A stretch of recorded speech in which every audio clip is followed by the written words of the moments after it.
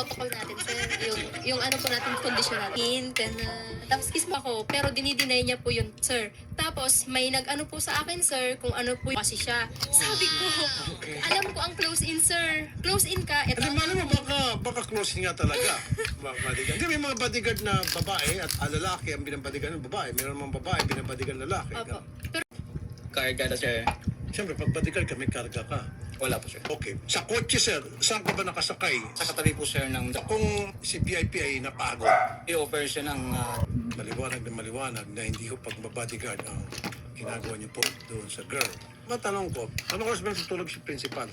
hindi Pero ang ano po, hindi pa rin siya makakawala po doon sa ating psychological violence under RA 92. Pinapantayan po siya. Nakabastos na po sa kanilang pagkasal po eh. Yung bang nakahubad si bodyguard tapos si principal Yes, ay nilulutuan niya, kaya lang, sir, nasa kondo kasi sila, sir. shopping, Yan po talaga na meron silang sexual act na ginagawa. at pasok Yes, yan po, sa Bausi.